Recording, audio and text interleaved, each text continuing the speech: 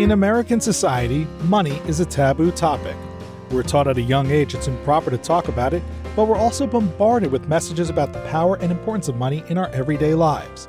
And by not talking about it, we miss out on the skills and lessons we need to effectively understand and financially plan. That changes today. Welcome to Money Tales. Hosted by Sandy Brager and Cami Doder, Money Tales brings more than 35 years of combined professional experience in personal finance to demystify money and demonstrate what it's like to speak openly about personal financial matters. Join us each episode as they interview modern-day movers and shakers about how money decisions intertwine with their daily lives in order to give you better insight into productive financial conversations. Subscribe today and register for our blog Fathom at aspiriant.com/podcasts to increase your money mojo. And now, here's Cami and Sandy. Hi, this is Cami. Marit Bakken is our guest this week on Money Tales. Marit grew up in Norway, where her grandparents had a little farm. For them, money was bartering arrangements with neighbors. As Marit says, they'd pay half a pig to have someone slay their field for a month. Money was tight, and the family had to work really hard. When she was 12 years old, her grandfather died. Shortly afterwards, Marit walked in a room and saw her mother and grandmother sitting on the floor, counting money and crying. They had discovered a hidden stash of cash. The tears were filled with both anger because that money could have made a difference to the family sooner, and joy because the extra money could help. Marit describes this as a pivotal moment, seeing two generations of women crying on the floor because the male head of the family had held this from them, set Marit on a path of agency and autonomy toward her own financial future. Today, Marit is the co-founder and relationship expert at 360 Relationship, a modern therapy practice where they help people thrive in relationship. Marit helps her clients discover better ways to communicate and have meaningful relationships. Clients also seek Marit's expertise when the relationship ends. Hi, this is Sandy.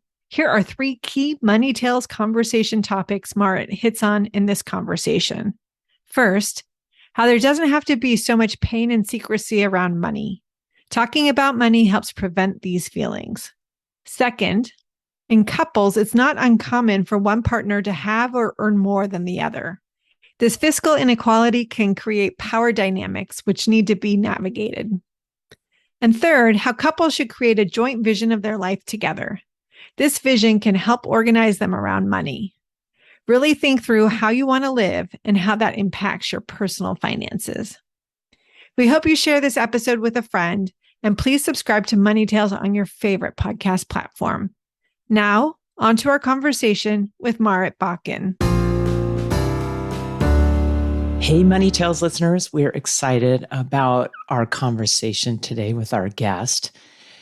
Hi, Sandy. Hello, Cami. I'm so excited. I want to share with you and our listeners that one of the clients that I've been working with for over 20 years is about to get married for the first time. Oh, that's so exciting. They're recently engaged, and we've been having some really great conversations. There's a tricky planning consideration, though.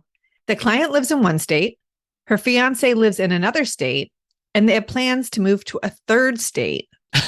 Oh, wow. And there is a blended family situation going on here. So they definitely want to put a premarital agreement in place. We had to have some conversations about, well, geez, what state do you put the premarital agreement in? Because the wedding will take place in the state she lives in.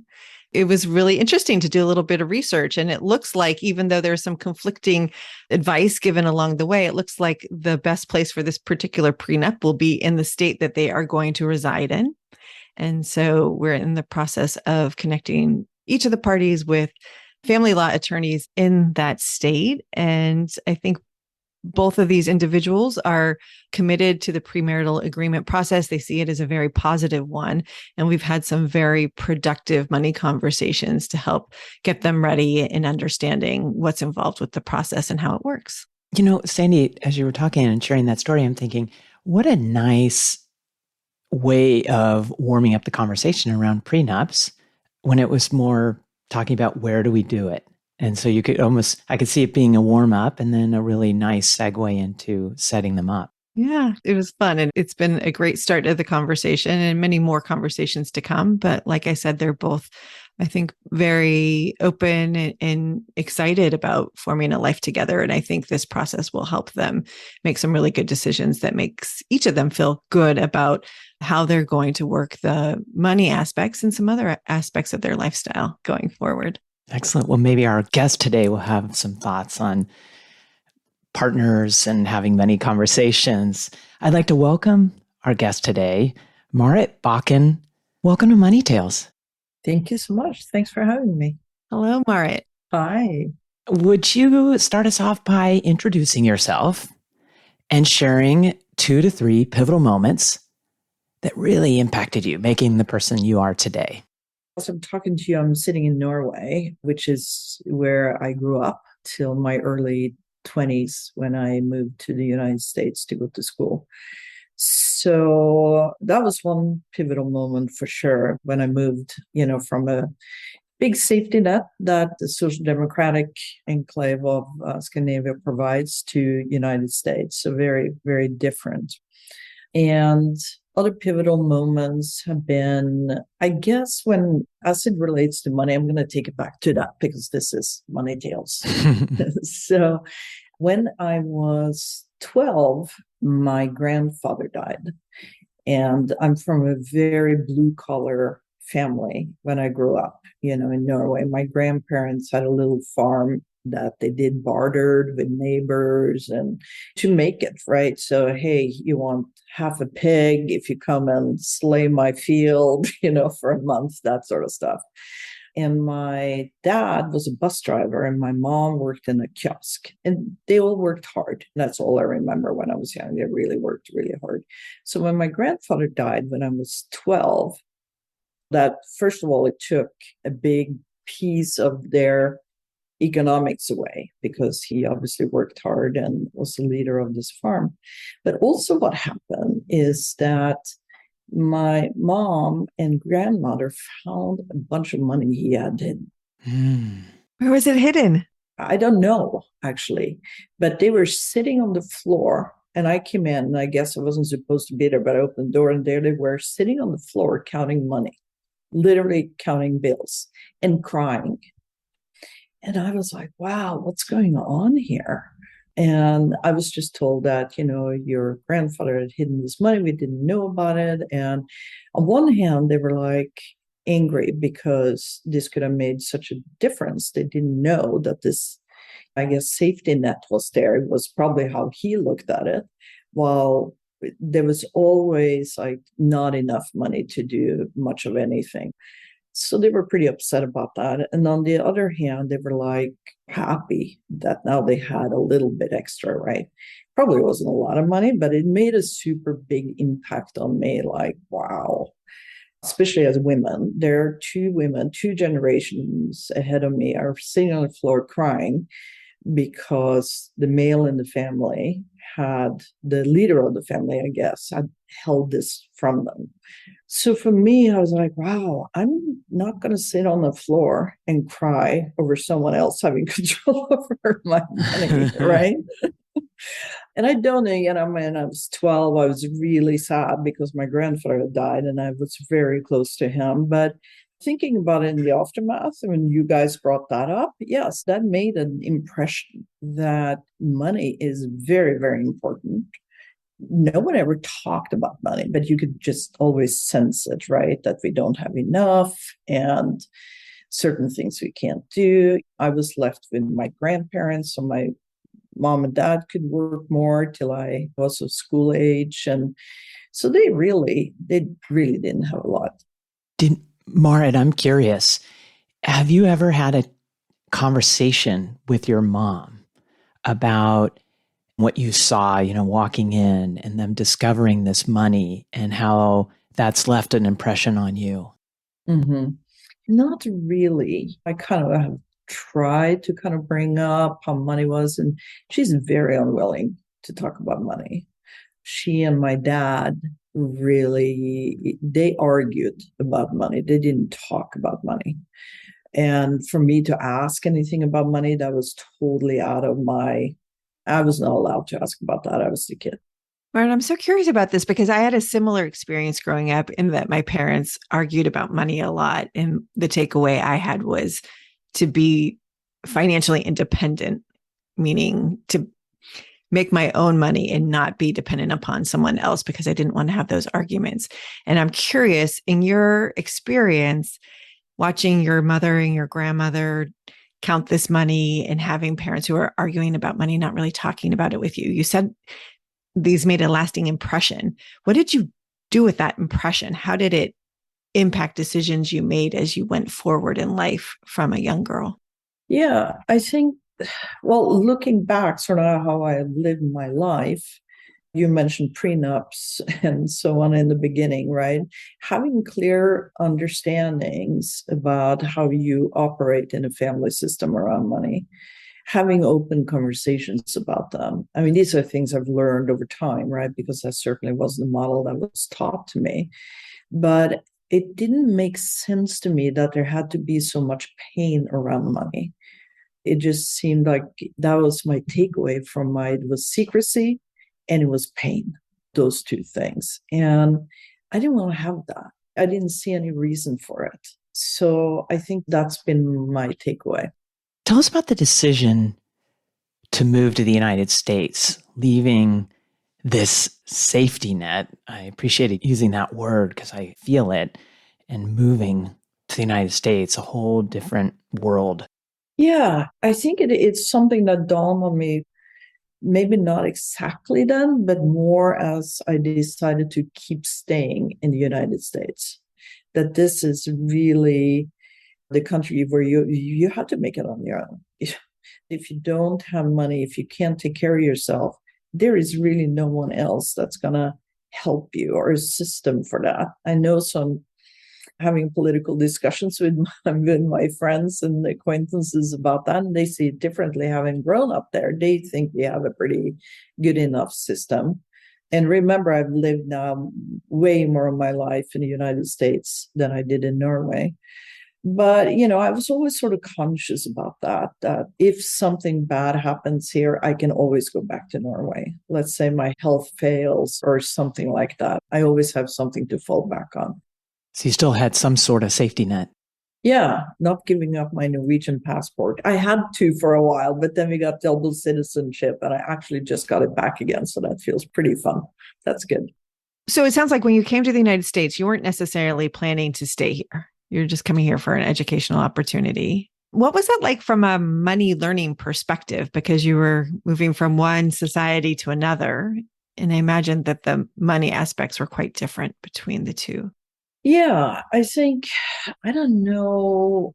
What stayed with me was this work ethic. My family always worked so hard, and that's what I learned. That's just what you do from morning to night. So I worked hard in the United States too. I got internship, jobs, whatever, pretty quickly, right? And I started a company while I was in college. Tell us more about that. Yeah, I was on the board of directors of a company in Norway, because I had a little company or two back then. And it was a great way to just get to know sort of the business community and broader community where I lived to start something. And so me and another actually classmate from also Norwegian, it's like, hey, why don't we do this thing? And then we get to, whether we make money or not, at least we get to know people and be out there in the world. So that was the intention of that, to just become active and create a life for ourselves here, because we didn't really have a network. So it's more about that than anything else. So it was more about creating relationships than making money? Yeah, kind of. For me, at least it was. Yeah. Hey, making money was important too, wasn't that? But it was, we didn't know anybody. We had to do that. It's a great way to meet people. So, Marit, as you look back on your adulthood, how would you describe your ability to meet those objectives that you formed when you were 12 years old, seeing your grandmother and your mom counting the money? Yeah, that independence, having agency and autonomy around money. Yeah, I think I've met those objectives and also tried to collaborate as much as you can. And I think most people have fears around money too. There's opportunity and there's there's also a lot of constraints, whether you have little or a lot, right? So you have to kind of, what I wanted to do was have that active discussion with my family about money and to create a vision for that. What is important to us? Is it important to buy a house, expensive cars, go on vacation, kids to private school? What is important? I think those are incredibly important conversations to have and to have a voice in that. My mom and grandmother certainly didn't seem like they had. I've learned later that maybe they had more than my impression were at that point, but it was very clear to me as a woman that was going to be important. As you talk about that, you sound so confident and thoughtful. And I'm curious if you felt that way along your journey so far. Not always, no. If that's what's coming through, that's, I guess, where I find myself now. I find that I feel much more safe and settled in my life. But there were times I was really scared. Oh my God, is this going to be enough? Am I making the right choices? Especially because I haven't really chosen careers. That's been the classic, because I moved here before all that happened, sort of the tech and the IPO and all of that world, right? Has never been my world. So it's been more in the shoes of my generations ahead of me that were like nose to the grindstone. So there's been times I've been like, am I going to be able to take care of my kids and so on and so forth? But it's been more fear driven, just existential, than it has been what's actually happened. Which means not only talking with your family, but having help around you that can guide and all of that. Using financial advisors and planners and things like that has been helpful. And talking about money, I think I keep coming back to that, because certainly what I do professionally. Will you tell us more about what you do now? Yeah, sure. So I kind of do one core thing, which is couples therapy, but it's more expansive than that. I help people in crisis in their relationship that might be heading towards divorce and are on the brink and so on and so forth. And I also help people who have trouble in their relationships when they might have a business together, right, as co-founders, and they can't figure out how to come to agreements. And money certainly comes into the picture there, right? So financial counseling in that realm for the couples who are in love relationship with each other and married or otherwise committed. It's really about figuring out how they can continue to live their life together and talk about things they haven't been able to talk about in a productive way. And so money conversations must be part of that work too. Yeah, absolutely. I mean, the top two reasons for divorce, obviously infidelity, but also arguments about money. That's sort of a close second there. So that is important to talk about. And a lot of my clients are high income earners. Maybe they have a lot of assets, but that doesn't necessarily make it easier, because with high income and high assets also comes high spending. Might make it harder, actually. Yeah. And what often happens in the couple, that one may make a lot of the money more so than the other, or come in with a lot of the money. And it really makes for interesting and difficult, or at least challenging, power dynamics within the couple. Yeah. So Marit, say more about that. And I'm curious to know what advice you have from speaking professionally with couples about money for our listeners, so that they can take some ideas away from this conversation that they can apply to their lives. Ideally, pre-marriage, or when people get serious about being together, whether they're getting married or just want to cohabitate and have some agreements around that they really talk about their attitudes around money, right? That it's, do they have more of a collaborative approach, like it's us, or do they more have like it's you and me and we're living this life together, but money is very separate? So talking about that and talking about what I talked about a little bit earlier, the financial priorities. What's important to us? Is it important to have a lifestyle of freedom, or do we want to have kids? And is a big house important? Second homes, third homes, all of this. How do we want to live? Because however you want to live, that costs money in general. And they need to find a place where they have a vision together. I love that. It's so important. Yeah, that makes the relationship so much better too. So it's sort of almost a vision first and then packaging. All right, what does this mean for how we organize ourselves around money? So this pre-marriage financial counseling, and then if they're going to get married, for sure, getting a prenup. It's just a responsible thing to do. Even if they have equivalent assets or maybe they don't have any money, do you think a prenup is important? I think so. For when you talk to family law attorneys, they certainly think that's important because you never know. If you have a clear roadmap, then the solution can be easier. And why is that important? Well, it's particularly important if you have kids because you need to have a relationship after your divorce forever.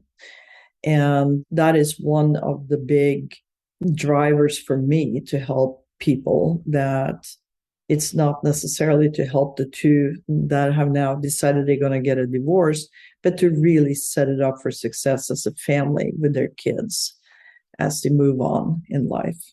And I really like the premarital agreement process because it does accelerate some important conversations that might happen later in the marriage.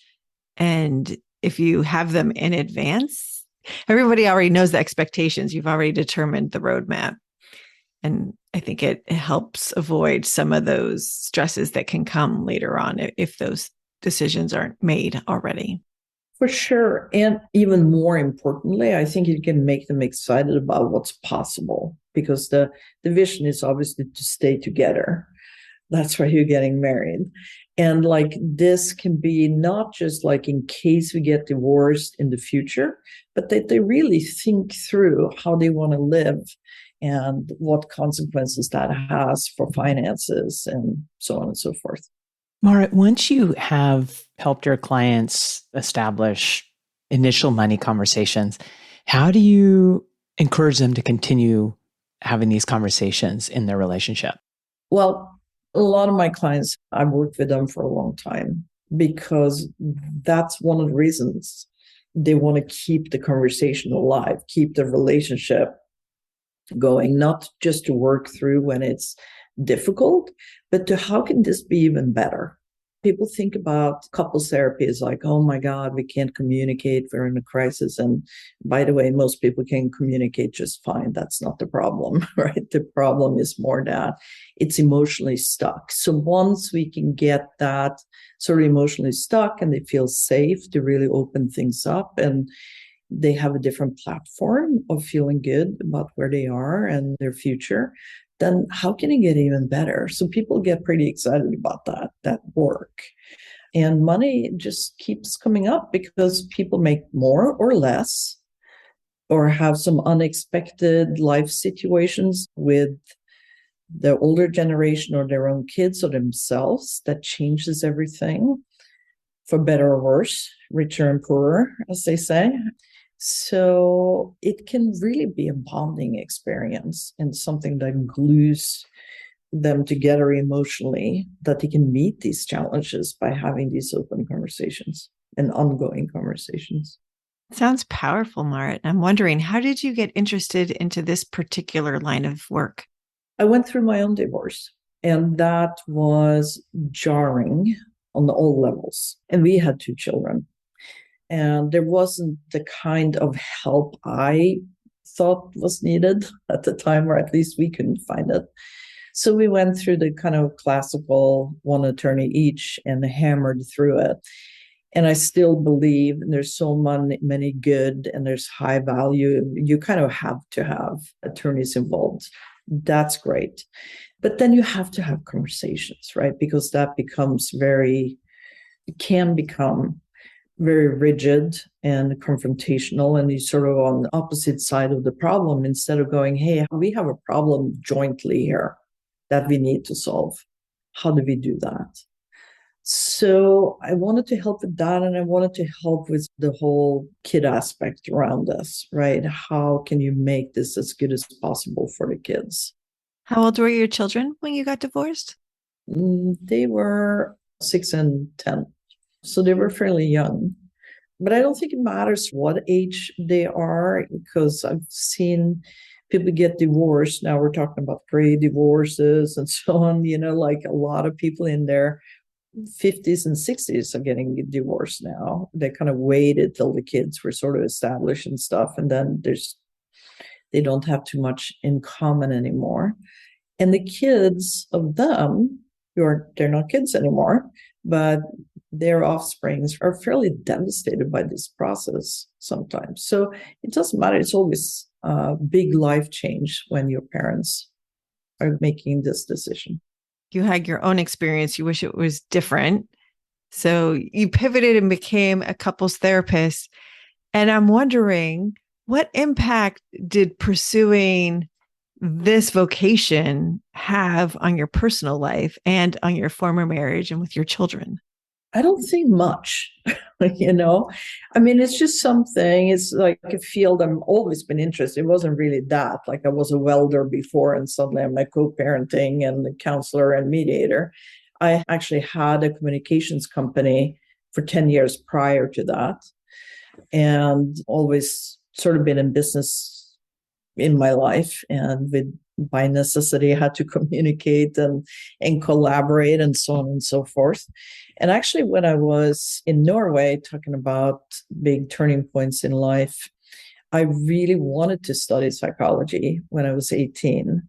And there was only one school I wanted to go to, which was in Copenhagen, Denmark. And I didn't get in, which thank God I didn't. I was so not mentally prepared for that. It's really a career that is best had having later in life, I think, because having some lived experiences, really, you can understand more of what people have gone through. Not that you have to go through everything, what everyone has gone through, because you can't, but I think you can have stronger empathy, be more self-assured, being calm, being a steady force for people in that.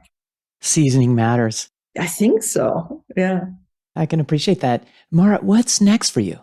What's next for me, I think, is to work a little bit less. I want to make sure that my own kids are launched. They're now in their early 20s. And just continue with my financial plan and what's important to me. But as I get older, what's important to me, and thank God I can allow that to be important for me, is time. That I spend time on what really resonates with my heart.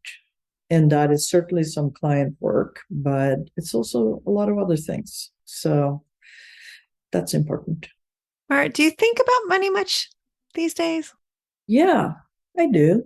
I feel fairly calm around it, which is good. And I think that's the gift of sort of having a plan, being able to know that I can appreciate all the things I have. That's going to make it easier if I bump into, which we all do. We've seen the stock market as of late, and how the world is spinning a little crazy right now. So the general anxiety for all of us goes up, but we're all in the same boat. And I think take some comfort in that in some weird way is important, and helping each other, right? I think for me, having strong relationships, I count on, maybe I shouldn't, but I kind of do. If I get in any problems, that family and friends will step in as I will for them. So more of a community feeling around it, and not having to go it all on your own. Marit, what's your next money conversation going to be, and who's it going to be with? I think it's going to be with my kids, because they haven't gotten to this feeling of just like, okay, it's probably going to be okay. All is well. It's tougher to get it established now. And they're in fields where they're not hunting big money, but more life experiences. but it also needs to be grounded in some reality around money. So I think it's important to have those conversations with your children at any age. What I just read that if you give, it was this experiment, they gave, I think it was like 10, 11-year-olds $100 and asked them, what are you going to do with this money? And 9 out of 10 said, oh, they were going to go and buy something. 9 out of 10. And there was no saving. There was no, if you invested now, what will you have in it? So I think having conversations like that is important to have with kids. A lot of parents don't. My parents certainly didn't, as we have touched on today. But normalizing money conversations with your children is so important. We agree. That's really important conversation to have and keep having. And I appreciate you sharing where they are in their young professional careers. And I like this idea that they're not hunting big money, but they are hunting life experiences. But money is part of that, and such an important conversation to have. Marit, thank you again for joining us on Money Tales and calling in from Norway. It's your evening, our morning. We really appreciate you spending this time with us. Thank you, Marit. Yeah, thank you. It's been a pleasure. Thanks for listening to the Money Tales podcast. If you've enjoyed this episode, share it with someone you think would benefit from listening, and leave us a review on your favorite podcasting platform. Your ratings and reviews help more people find our podcast. If you're inspired to gain clarity and peace of mind about financial matters, don't hesitate to reach out to our team at Aspiriant. Go to aspiriant.com/start a dialogue. Or you can email Sandy and me at podcasts@aspiriant.com. See you next time.